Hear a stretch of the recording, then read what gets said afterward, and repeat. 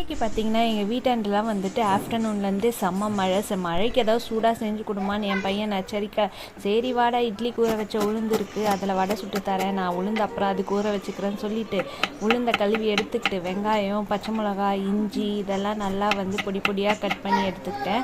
அதுக்கப்புறம் பார்த்திங்கன்னா கூட கொஞ்சம் வாசனை கருவேப்பிலையும் பிச்சு போட்டுக்கிட்டேன். இப்போ ஊற வச்ச உளுந்தை பார்த்திங்கன்னா மிக்சியில் போட்டு நல்லா டுர்ருன்னு அரைச்சி எடுத்துக்கிட்டேன். அரைச்ச மாவில் கட் பண்ணி வச்ச எல்லாத்தையும் தலையில் கொட்டி அதை எல்லாத்தையும் மிக்ஸ் பண்ணி எடுத்துக்கிட்டேன். இப்போ வடைக்கு ஒரு பக்கம் எண்ணெய் காய வச்சுட்டு இன்னொரு பக்கம் வடைக்கு சாம்பார் வச்சுட்டு அதுக்கப்புறம் காஃபிக்கு பாலும் காய வச்சுட்டேன். இப்போ எண்ணெய் காஞ்சதும் தண்ணி தொட்டு வடை போட ஸ்டார்ட் பண்ணிட்டேன்.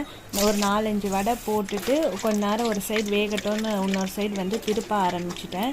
இப்போ வடை நல்லா வெந்துருச்சு. வெந்த வடையை தட்டில் போட்டுட்டு நல்லா சுட சுட சாம்பார் எடுத்து அது மேலே ஊற்றி என் பையன்கிட்ட கொடுத்தேன். என் பையன் மூஞ்ச பாருங்கள், என்ன ஒரு பிரகாசமாக